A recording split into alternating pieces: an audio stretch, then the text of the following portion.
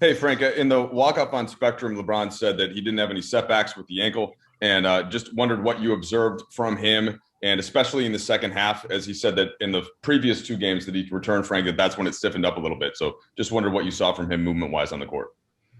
Yeah, I think he looked really good. Obviously it's still going to take time before he gets to 100%.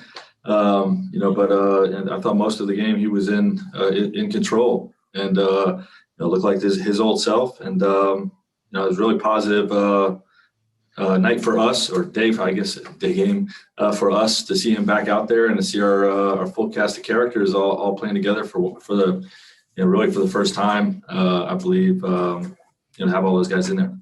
Frank, tomorrow being a back-to-back, somewhat of a unique situation. You don't know yet if you're going to need to play in the play-in. How do you think this team looked to you just generally in terms of rhythm? And would you be comfortable, that's the wrong way to put it, if you have to go in, to a game with stakes, how did you think this team looked and how much more time do you think they could use? Yeah, I mean, we still, could use a lot more time to find cohesiveness, but I thought there was a lot of positives, with today's game. It was a little bit of a snapshot of what we could look like.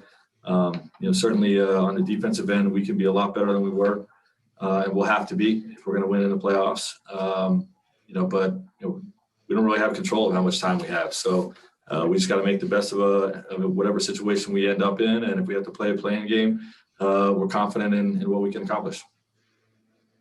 Dave?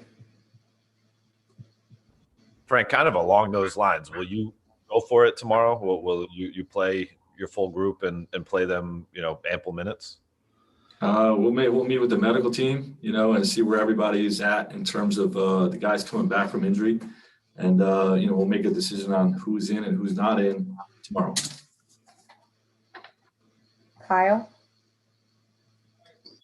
Hey, Frank, specifically in that fourth quarter when you guys had that scoring drought, how welcome was it to have LeBron as a closer and score those 7 straight points? Yeah, very welcome. It's great to have him back out there. He's LeBron James, so he's definitely gonna change our team dramatically. We've been out without him for a long stretch, and the other guys have performed admirably.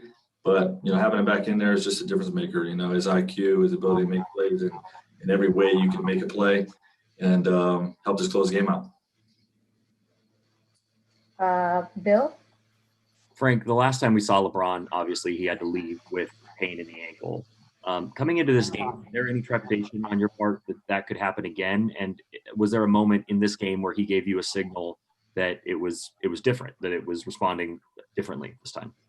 No, I mean, we just proceeded like the ankle wasn't an issue, and if it became one, then they would let me know.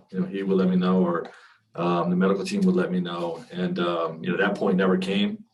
So we're just proceeding like he can handle the minutes that we're going to give him, and if something flares up or anything like that, then they'll communicate that with me. But that did not happen today.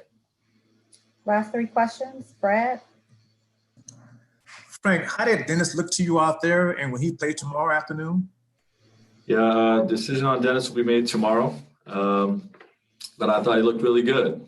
I had some rust, as to be expected, and that's just part of where we're at. It's a difficult time to try to reintegrate Bron and DS, in a short amount of time, as we approach the playoffs and into the playoffs. But I thought it was a good start for DS for sure. Jovan? Hey, Frank. I don't know the exact number, but if I had to guess, this was probably your season high in dunks tonight. I think you had 4 or 5 lobs. Was this sort of what you were envisioning when you were looking at LeBron playing next to both ADs, of just, the backside lobs and just creating easy buckets for those two? Absolutely. Both with those guys rolling the basket, AD playing the spin out game in the post that was we haven't really gotten a lot of this year. But the attention that Drummond draws on the glass frees up a lot of things at the rim as well. So you got 2 lob threats now, with the best passer in the history of the game, and you got shooters on the perimeter too. So a lot of targets for Bron, and I think it was a good first look at that group. Last question, Nathan? Hey, Coach, defensively, how were you guys able to limit Doug McDermott from finding his open spots at the 3? Yeah, well, I want to credit our bigs. A lot of times you look at a guy that was chasing him, and our guys did a good job. KCP and Talon and Kuz and whoever was on him, flying around on the perimeter. But we made sure that our bigs were up, giving him appropriate attention every time he came off a screen.